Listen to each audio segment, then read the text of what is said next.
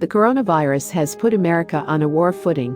Even if President Donald Trump has been slow to the battle, the nation's governors, mayors and industry leaders are acting similar to mobilization efforts for a major conflict. As with all major wars, this will alter how Americans think, engage with the world, and behave. Since World War II, Western leaders have embraced globalization, governed by rules for equitable competition, as an enlightened policy to raise living standards.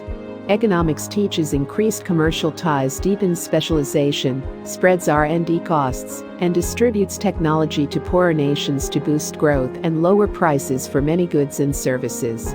Now cheaper coffee tables and cell phones from China will look more expensive to Americans if its factories and consumers bear risks from broken supply chains, from recurring viral outbreaks, from the Middle Kingdom's rapidly urbanizing population, and cultural affinity for unsanitary live markets for wild animals.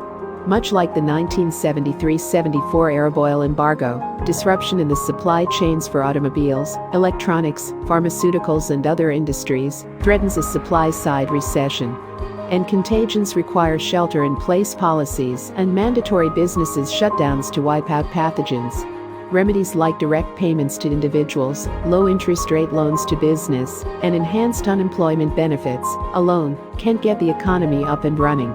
Revelations about dependence on China for essential ingredients and life-saving drugs lay bare the folly of intense integration with an authoritarian regime that suppressed warnings from doctors who first detected COVID-19 and enabled the disease to spread through weeks of denial. Greater self-sufficiency or at least reliance on allies for critical products should now be a national security imperative. The blind worship of globalism and multilateral institutions among academics and other thought leaders that influence American foreign policy may now be tempered by more sophisticated realism. World War II accelerated the development of aerospace, communications and many other technologies, with broad peacetime benefits. The mundane microwave oven descended from wartime radar technology. Now new techniques aided by artificial intelligence are engaged in the breakneck race for drugs and vaccines to combat COVID-19. Success will make those permanent approaches for applied pharmaceutical research. Similarly, work at home and school closures may accelerate the development of off-site collaboration, networking and distant learning technologies and business, employee and student acceptance of their efficacy. Macroeconomic policy making has become decadent. An aging global population saves more and abundant capital pushed down interest rates during the recent expansion. Traditional Federal Reserve tools lowering the overnight bank borrowing rate, flooding the banking system with liquidity and in a crisis, backstopping money market funds, corporate and municipal bonds, and directly underwriting business and consumer loans have become much less potent. The Fed has resisted issuing digital dollars, letting every business and individual have electronic checking accounts at its regional branches as banks do.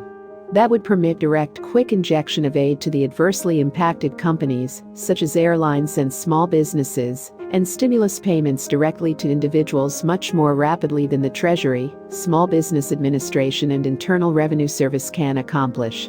This crisis, along with experiments with digital currencies in China and Western nations, could result in radical innovation and perhaps new leadership at our central bank.